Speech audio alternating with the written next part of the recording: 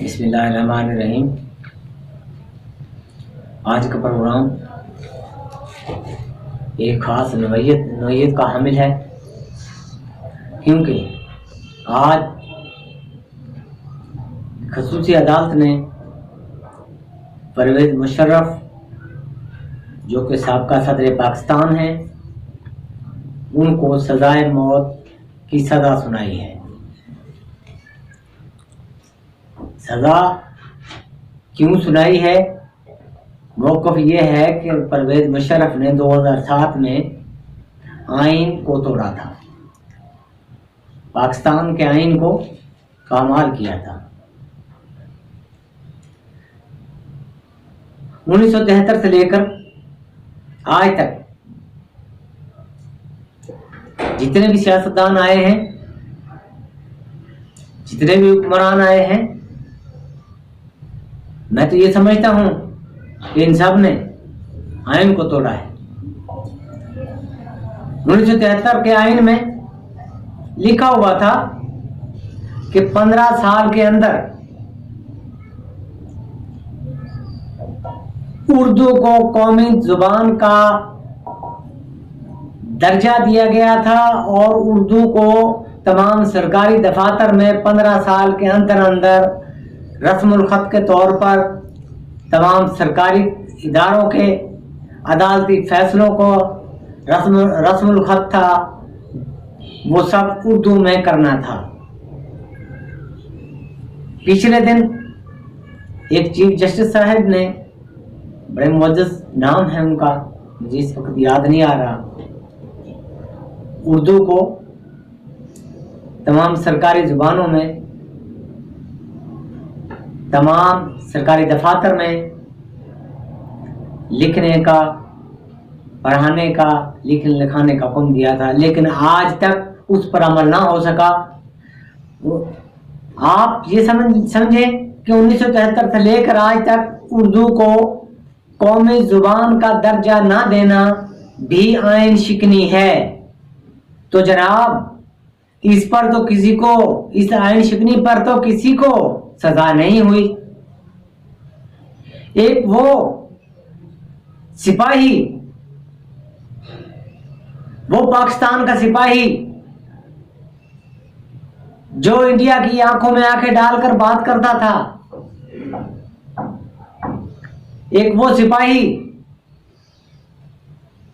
जो पाकिस्तान का मुहाफिज था, उस पर आइन शिकनी का केस बनाकर, उस पर गद्दारी का केस बनाया, उसको तो गद्दार साबित कर दिया और सजाए मौत की सजा दे दी। क्या ये तमाम सियासतदान जो साबिक़ा और मौजूदा हुक्मरान हैं, जो परवेज़ मुशर्रफ के साथ थे उस वक्त 2007 में, जिन जज साहिबान ने उस वक्त पीसीओ का हल्फ भी लिया था, उस वक्त के वजीर आजम, क्या उन पर गद्दारी का मुकदमा नहीं बनता था? अगर वो शामिल थे इसमें, इस आइन शिकनी में, उस दौर में वो हुकूमत में थे, तो जनाब उन पर भी बनता था ये मुकदमा। उन पर ये मुकदमा क्यों नहीं चलाया गया उस वक्त के वजीर आजम पर?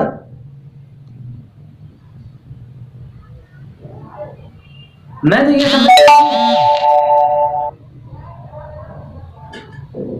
कि आज तक जितने भी सियासतदान, जितने भी MP MNA जो फंड लेते हैं, जो तरक्याती फंड लेते हैं, ये भी आइन शिकनी के जुमरे में आता है, क्योंकि हमारे आइन के अंदर पार्लियामान जो है उनका काम कानून साजी है, ना कि तरक्याती काम करवाने, ना कि गली मोहल्ले के सोलंग बनवाने, सड़कें बनवाने, ना कि इनके ठेकेदारों से कमीशन खाने। कभी किसी ने सोचा है कि ये MP MNA को फंड क्यों दिए जाते हैं? इनका क्या काम है? इनको कोटा सिस्टम क्या होता है? भाई इस पर भी सोचने की जरूरत थी। हाँ, कल अदालत का एक फैसला आया जिस पर मौजूदा चीफ ऑफ आर्मी स्टाफ के एक्सटेंशन पर फैसला था। बिल्कुल इसके लिए कानून साजी होनी चाहिए। बी एक चीफ ऑफ आर्मी स्टाफ कितने दिन तक और किस मेरिट से आर्मी स्टाफ बन सकता है? जैसा कि आजकल chief justice of supreme court Pakistan के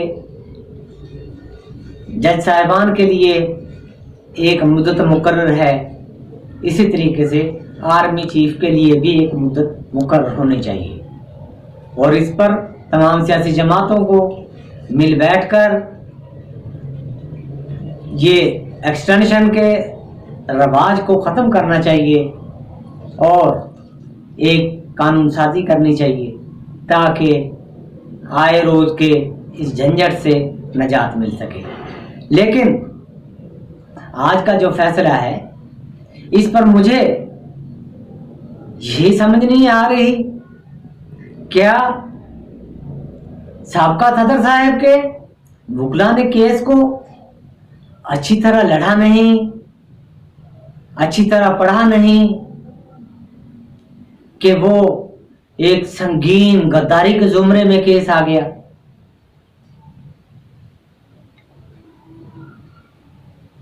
इस केस को असरनो देखने की जरूरत है। मेरी वजारत दाखिला से, मौजूदा आर्मी चीफ से, वज़ीर-ए-आज़म पाकिस्तान से, वजीर दाखिला से अपील है कि इस केस को असरनो देखें और अदालत में इस केस को दोबारा से लेकर जाएं।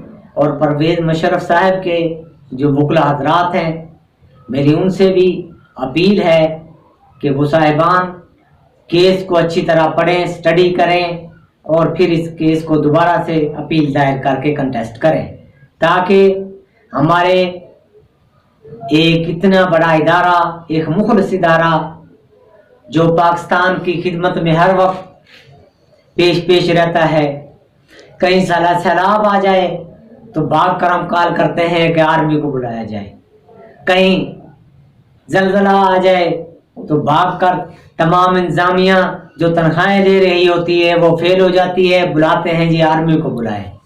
आर्मी आती है सैलाब से निपटने के लिए, आर्मी आती है जलजले के मुतासरीन की मदद के लिए, हर जगह पर आर्मी होती है।